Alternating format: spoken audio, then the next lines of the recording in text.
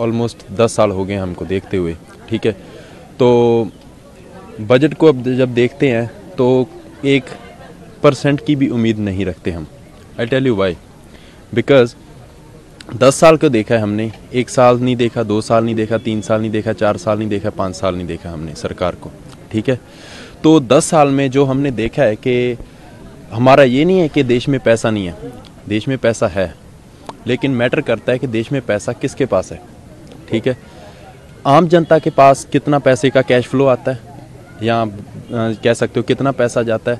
99% India का पैसा जो है वो उद्योगपतियों के पास है, वही देश को चला रहे हैं आज। अगर मैं सोचता हूँ 11.68 लाख करोड़ रुपीस अगर उद्योगपतियों का माफ़ हो सकता है तो 2 लाख करोड़ रुपया किसानों का क्यों नहीं हो सकता। और बातें करते हैं कि किसानों की आयु दुगनी करेंगे जी। 2022 तक बोला था ना, क्या हुई? दुगनी हुई? नहीं हुई, ठीक है। तो मुझे नहीं पता टीवी दिखाएगा या नहीं दिखाएगा, बट ये असलियत है।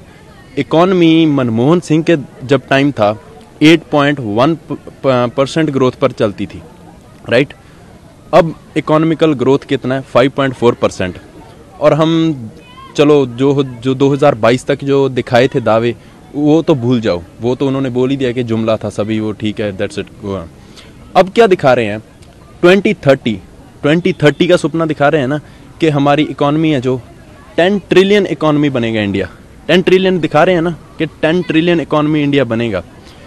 राइट नाउ जो इंडिया का करंट फेस चल रहा है, एवरेज जो इकॉनमी है 5.4% से ग्रो कर रहा है। अगर 10 ट्रिलियन इकॉनमी बनना है इंडिया को, 10 trillion economy, that's huge, right. उसके लिए 15% की ग्रोथ चाहिए इकॉनमी की। 15% की ग्रोथ मोदी जी लाएंगे। तो बजट से क्या आस रखते हो? बजट से कोई आस नहीं है, नथिंग। बजट से क्या आस रखेंगे? बजट से हम क्या आस रख सकते हैं? सारा कुछ तो आपने जो प्राइवेट करने के चक्कर में, प्राइवेटाइजेशन इज गुड। 1991 में एलपीजी रिफॉर्म्स लाए, right. LPG reforms, that's good. Privatisation तब तक गुड है जब प्राइवेट कंपटीशन हो।